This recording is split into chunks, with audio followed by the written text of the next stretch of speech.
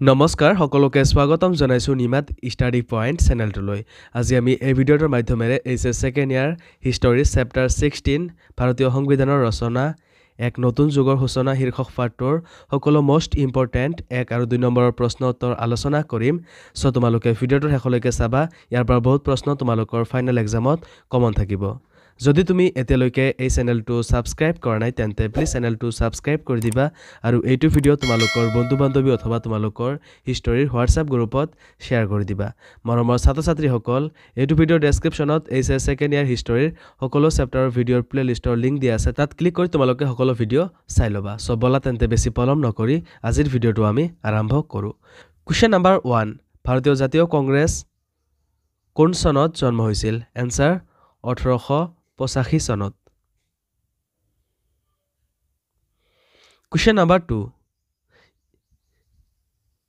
ইয়াৰ জন্মত আগভাস কোনে লৈছিল এনসাৰ এলেন অক্টেভিয়ান হিউম নামৰ এজন অৱসৰপ্ৰাপ্ত ব্ৰিটিছ বিষয়াই Question number 3 ইংলেণ্ডৰ কোনটো ৰাজনৈতিক দল ভাৰতীয় ৰাজনৈতিক সমস্যাৰ প্ৰতি সহানুভূতিশীল আছিল এনসাৰ ইংলেণ্ডৰ বনুৱা দল Question number 4 ভাৰতক স্বাধীনতা প্ৰদানত আগভাস লোৱা ইংলেণ্ডৰ প্ৰধানমন্ত্ৰীজন কোন আছিল answer Clement Attlee Question number 5 ভাৰতৰ সংবিধান সভাৰ মুঠ সদস্যৰ সংখ্যা কিমান আছিল এনসাৰ 389 জন Question number 6 সংবিধান খচৰা সমিতিৰ সভাপতিজনৰ নাম লিখা answer doctor BR. Ambedkar Question number 7 সংবিধান সভাৰ সদস্য জয়পাল সিং কোন জনগোষ্ঠীৰ লোক আছিল এনসাৰ আদিবাসী জনগোষ্ঠীৰ Question number 8 আৰভি ঢোলেকাৰ কোন আছিল এনসাৰ তেও ইউনাইটেড প্ৰদেশৰ কংগ্ৰেছ সদস্য আছিল তেও সংবিধান সভাত হিন্দীৰ ব্যৱহাৰ হোৱাটো বিচাৰিছিল Question number 9 ভাৰতৰ সংবিধান প্ৰস্তাৱনা কোন কেইটা গুৰুত্বপূৰ্ণ শব্দেৰে আৰম্ভ কৰিছিল এনসাৰ আমি ভাৰতীয় সকলো লোকে শব্দ কেইটাৰে Question number 10 নিৰ্দেশাত্মক নীতি ভাৰতীয় সংবিধানৰ কোন অধ্যায়ত সন্নিৱিষ্ট কৰা হৈছিল এনসাৰ চতুৰ্থ অধ্যায়ত Question number 11 দ্বৈত শাসন কাক বলা হৈছিল এনসাৰ প্ৰাদেশিক আৰু কেন্দ্ৰীয় চৰকাৰৰ হাতত শাসনৰ বাবে বিভাগবোৰ ভাগ কৰি দিয়া ব্যৱস্থাক দ্বৈত শাসন ব্যৱস্থা বলা হৈছিল Question number 12 ভাৰতৰ শেষৰজন গভৰ্ণৰ জেনেৰেল আৰু ভাইসৰয় কোন আছিল answer Lord Louis Mountbatten Question number 13 Somnath Lahiri কোন আছিল এনসাৰ সোমনাথ লাহিৰী কমিউনিষ্ট দলৰ নেতা আছিল Question number 14 পৃথক ভোটাধিকাৰৰ বিৰোধিতা কৰা নেত্ৰী এজনীৰ নাম লিখা answer Begum Aizaz Rasul Question number 15 ৰাষ্ট্ৰীয় ভাষা হিচাপে হিন্দুস্তানী ভাষাক কেতিয়াৰ পৰা কংগ্ৰেছৰ ৰাষ্ট্ৰীয় বা উমৈহতীয়া ভাষা হিচাপে গ্ৰহণ কৰি আহিছিল এনসাৰ 1930 দশকৰ পৰাই Question number 16 সংবিধানৰ খচৰা প্ৰস্তাৱ কেতিয়াৰ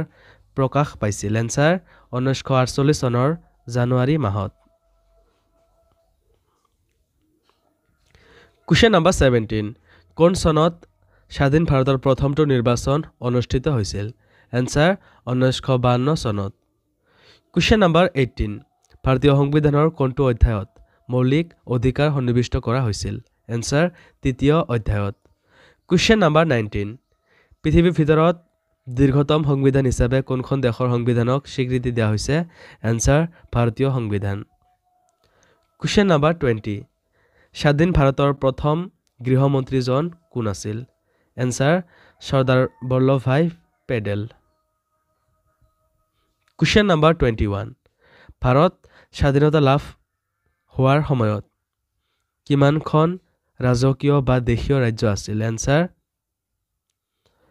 565 খন Question number 22 ভাৰতীয় সংবিধান কোন চনত গ্ৰহণ কৰা হৈছিল এনসাৰ 1949 চনৰ ডিচেম্বৰ মাহত কুৱেশ্যন নম্বৰ 23 লৰ্ড মাউণ্ট বেটেনে ভাৰতৰ শেষ গভৰ্ণৰ জেনেৰেল হিচাপে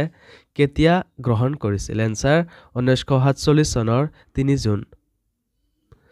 কুৱেশ্যন নম্বৰ 24 ভাৰতত কংগ্ৰেছ আৰু লীগৰ মাজত বুজাপৰাৰে অন্তৰ্বৰ্তী চৰকাৰ গঠন কৰা হৈছিল কেতিয়া এনসাৰ 1946 চনৰ 16 জুন তাৰিখে কুৱেশ্যন নম্বৰ 25 ইংলেণ্ডৰ প্ৰধান ৰাজনৈতিক দল দুটাৰ নাম কি আছিল এনসাৰ নম্বৰ 1 বনুৱা দল আৰু নম্বৰ 2 সংৰক্ষণশীল দল কুৱেশ্যন নম্বৰ 26 ইংলেণ্ডৰ বনুৱা দলে মন্ত্ৰীসভা গঠন কৰাৰ আগতে কোন দলে ব্ৰিটিছ সংসদত মন্ত্ৰীসভা গঠন কৰিছিল আৰু দলপতি কোন আছিল এনসাৰ নম্বৰ 1 সংৰক্ষণশীল দলে নম্বৰ 2 তেওঁৰ নাম আছিল উইনষ্টন চাৰ্চিল কুৱেশ্যন নম্বৰ 27 সংবিধান সভাৰ প্ৰথমখন বৈঠক ক'ত আৰু কোন চহৰত অনুষ্ঠিত হৈছিল এনসাৰ নম্বৰ 1 1946 চনৰ 9 ডিচেম্বৰ আৰু নম্বৰ 2 দিল্লীত সভাখন অনুষ্ঠিত হৈছিল কুৱেশ্যন নম্বৰ 28 কোন চনত আৰু কোনে হিন্দুস্তানী ভাষাক ৰাষ্ট্ৰীয় ভাষা হিচাপে গ্ৰহণ কৰিছিল এনসাৰ নম্বৰ 1 1930 চনৰ দশকৰ পৰাই নম্বৰ 2 কংগ্ৰেছ দলে কুৱেশ্যন নম্বৰ 29 সংবিধান সভাৰ দুগৰাকী মহিলা সদস্যৰ নাম লিখা এনসাৰ নম্বৰ 1 সৰোজিনী নাইডু আৰু নম্বৰ 2 বিজয়লক্ষ্মী পণ্ডিত কুৱেশ্যন নম্বৰ 30 ভাৰতৰ প্ৰথম প্ৰধানমন্ত্ৰী হিচাপে কোনে শপত গ্ৰহণ কৰিছিল আৰু উপ প্ৰধানমন্ত্ৰী কোন আছিল এনসাৰ নম্বৰ 1 পণ্ডিত জৱাহৰলাল নেহেৰু প্ৰধানমন্ত্ৰী নম্বৰ 2 চৰ্দাৰ বল্লভভাই পেটেল উপ প্ৰধানমন্ত্ৰী কুৱেশ্যন নম্বৰ 31 মহাত্মা গান্ধীৰ মৃত্যু সংঘটিত হৈছিল আৰু কোনে তাৰ বাবে দায়ী আছিল এনসাৰ নাথুৰাম গডছে নামৰ এজন অততায়ীয়ে নিচেই ওচৰৰ পৰা তিনি যাই গুলী মাৰাত্মাৰ বুকুত নিক্ষেপ কৰিছিল তাতে তেওঁৰ মৃত্যু হৈছিল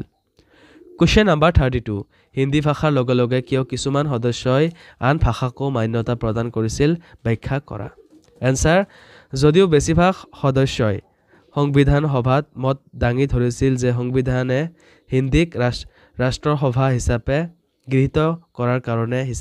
বিচাৰে কিন্তু আন কিছুমানে ইয়াৰ বিৰোধিতা কৰিছিল ফলত এই বিতৰ্ক শেষ হ'ল যে দেৱানাগৰী লিপিত হিন্দীয়ে ৰাষ্ট্ৰভাষা বুলি সিদ্ধান্ত গ্ৰহণ কৰিছিল অৱশ্যে 15 বছৰ ইংৰাজীকে চৰকাৰী ভাষা হিচাপে ব্যৱহাৰ কৰিবলৈ লোৱা হৈছিল কুৱেশ্যন নম্বৰ 33 সংবিধান সভাৰ দুজন সদস্যই কেন্দ্ৰীয় চৰকাৰ শক্তিশালী হোৱাৰ ওপৰত গুৰুত্ব আৰোপ কৰিছিল তেওঁলোক দুজন কোন আছিল এনসাৰ নম্বৰ 1 গোপালস্বামী আয়েংগাৰ আৰু number 2 Balkrishna Sharma question number 34 প্ৰস্তাৱনা বুলিলে কি বুজায় ইয়াৰ উদ্দেশ্যবোৰ কি আছিল এনসাৰ ই সংবিধানৰ মূল অংশ নহয় বৰং ইয়াক সংবিধানৰ বাটচৰা বুলিহে ক'ব পাৰি কুৱেশ্যন নম্বৰ 35 প্ৰস্তাৱনাক সংবিধানৰ আত্মা বুলি কিয় কোৱা হয় এনসাৰ সংবিধান এখন ৰাষ্ট্ৰৰ আৰ্থ সামাজিক আৰু ৰাজনৈতিক প্ৰগতিৰ দলিল স্বৰূপ সংবিধানৰ প্ৰস্তাৱনাই এই প্ৰগতিৰ মাপকাঠি যিহেতু এই সংবিধানৰ আদৰ্শগত ভেটি এই কাৰণেই ইয়াক সংবিধানৰ আত্মা বুলি অভিহিত কৰা হয়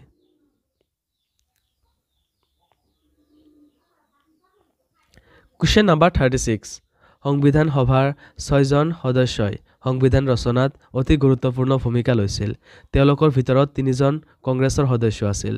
তেওঁলোক কোন আছিল answer number 1 Jawaharlal Nehru number 2 Vallabhbhai Patel number 3 doctor Rajendra Prasad question number 37 গুৰুত্বপূৰ্ণ ভূমিকা লোৱাৰ পিছত সংবিধান সভাৰ 3 জন কংগ্ৰেছ সদস্যই স্বাধীন ভাৰতত কি পদবীত অধিষ্ঠিত হৈছিল এনসাৰ নম্বৰ 1 জৱাহৰলাল নেহেৰু স্বাধীন ভাৰতৰ প্ৰধানমন্ত্ৰী নম্বৰ 2 বল্লভভাই পেটেল উপ প্ৰধানমন্ত্ৰী আৰু গৃহমন্ত্ৰী নাম্বাৰ 3 ডক্টৰ ৰাজেন্দ্ৰ প্ৰসাদ ভাৰতৰ প্ৰথম ৰাষ্ট্ৰপতি Question number 38 সংবিধান সভাৰ ৰচনা কালত তিনিজন ব্যক্তিৰ অসামান্য যুক্তিয়ে আলোচনাত আগভাগ লৈছিল তেওঁলোক কোন আছিল answer number 1 K M Munshi number 2 B R Ambedkar number 3 Alladi Krishnaswami Ayyar Question number 39 সংবিধানৰ খচৰা সমিতিৰ সভাপতি কোন আছিল তেওঁক আইন মন্ত্ৰী হিচাপে পৰামৰ্শ দিয়া ব্যক্তিজন কোন আছিল এনসাৰ ভীমৰাও আম্বেদকাৰ খচৰা সমিতিৰ সভাপতি আছিল তেওঁ ভাৰতৰ প্ৰথম আইন মন্ত্ৰী হিচাপে যোগদান কৰিছিল মহাত্মা গান্ধীৰ অনুৰোধত তেওঁ এজন বিদগ্ধ উকিল আছিল Question number 40 সংবিধানৰ ৰচনা সমিতিৰ সভাপতিৰ দায়িত্ব কাৰ হাতত আছিল আৰু সংবিধান সভাক কৰা বিষয়া দুজন কোন আছিল এনসাৰ ভীমৰাও আম্বেদকাৰে সভাপতি হিচাপে ৰচনা সমিতিৰ কাৰ্যনিৰ্বাহ কৰিছিল সংবিধান সভাক সহায় কৰা বিষয়া দুজন আছিল number 1 B N Rau Bharat চৰকাৰৰ সাংবিধানিক উপদেষ্টা আৰু নাম্বাৰ 2 এছ এন মুখাৰ্জী মুখ্য ড্ৰাফটছমেন Question number 41 সংবিধান সভাৰ সদস্যসকলৰ ভিতৰত আলোচনাৰ অন্তত কি কেইটা কথাত একমাত্ৰ মিল নথকাটো পৰিলক্ষিত হৈছিল এনসাৰ নাম্বাৰ 1 কি ভাষাত ভাৰতীয়সকলে কথা ক'ব নাম্বাৰ 2 কি ধৰণৰ অৰ্থনৈতিক বিষয়ৰ সিদ্ধান্ত নাম্বাৰ 3 কি ধৰণৰ ৰাজনৈতিক চিন্তাধাৰাই গ্ৰহণ কৰিব নাম্বাৰ 4 কি ধৰণৰ মৰেল ভ্যালু গ্ৰহণ কৰিব হেয়ে সেইবোৰৰ ওপৰত বিশেষ ধৰণৰ আলোচনা কৰা হৈছিল সংবিধান সভাত এজনৰ মত আন এজনে অতি বিচক্ষণতাৰে খণ্ডন কৰিছিল বা যুক্তিৰে তাৰ বিৰোধিতা কৰিছিল বা নাকচ কৰিছিল Question number 42 সংবিধান সভাত ভাৰতৰ সমাজবাদীসকলে সংবিধান সভাত যোগদান কৰিবলৈ কিয় অনিচ্ছুক আছিল এনসাৰ ভাৰতৰ সমাজবাদী দলৰ সদস্যসকলে ধৰি লৈছিল এই সংবিধানখন ব্ৰিটিছে বিচৰা ধৰণে কংগ্ৰেছ দলে ৰচনা কৰিবলৈ আগবাঢ়িছে কিয়নো এই সংবিধানখনে কেতিয়াও স্বায়ত্তশাসিত হ'ব নোৱাৰে তাৰোপৰি 82% লোকেই কংগ্ৰেছৰ সদস্য আছিল কংগ্ৰেছী লোকসকলে সমাজৰ ওপৰত কোনো আস্থা নাছিল হেয়ে সমাজবাদীসকলে সংবিধান সভাত প্ৰথমতে যোগদান কৰিবলৈ অনিচ্ছুক আছিল Question number 43 সংবিধান সভাত যোগদান কৰা কংগ্ৰেছসকলে কি ধৰণে বেলেগ মতাদৰ্শৰ সমৰ্থক আছিল লিখা এনসাৰ সংবিধান সভাৰ 82% লোক কংগ্ৰেছ দলৰ সদস্য আছিল তেওঁলোকৰ ভিতৰত নিম্ন উল্লেখিত মতাদৰ্শৰ লোকসকল আছিল নাম্বাৰ 1 কিছুমান সমাজবাদী আদৰ্শক প্ৰতি আস্থা ৰাখিছিল নাম্বাৰ 2 কিছুমান ব্যক্তি সামন্তবাদৰ সমৰ্থক আছিল তেওঁলোকে জমিদাৰসকলৰ পক্ষ লৈছিল নাম্বাৰ 3 কিছুমান সাম্প্ৰদায়িকতা ৰক্ষণাবেক্ষণ দিয়া প্ৰতিষ্ঠানবোৰক সমৰ্থন জনাইছিল Question number 44 অন্তৰ্বৰ্তী চৰকাৰত মন্ত্ৰীৰ সংখ্যা কিমান আছিল তাৰে 4 জন মুছলিম সম্প্ৰদায়ৰ মন্ত্ৰীৰ নাম লিখা এনসাৰ স্বাধীনতাৰ ঠিক আগে অন্তৰ্বৰ্তী চৰকাৰৰ মন্ত্ৰীসভাৰ সদস্য আছিল 12 জন তাৰ ভিতৰত মুছলিম সম্প্ৰদায়ৰ সদস্য সংখ্যা আছিল 4 জন তেওঁলোক আছিল number 1 Liaquat Ali Khan number 2 আশক Ali number 3 ফজনাফাৰ Ali Khan number 4 Abdur নিষ্টাৰ মৰমৰ ছাত্ৰ-ছাত্ৰীসকল আজিলৈ এইখিনিয়ে আশা কৰো এই ভিডিঅটো তোমালোকক সহায় কৰিছে যদি ভিডিঅটো ভাল লাগিছে তেন্তে এইটো ভিডিঅ তোমালোকৰ বন্ধু-বান্ধৱী অথবা তোমালোকৰ হিষ্টৰীৰ হোৱাটছআপ গ্ৰুপত শ্বেয়াৰ কৰি দিবা চেনেলটো যদি এতিয়ালৈকে সাবস্ক্ৰাইব কৰা নাই তেন্তে প্লিজ চেনেলটো সাবস্ক্ৰাইব কৰি দিবা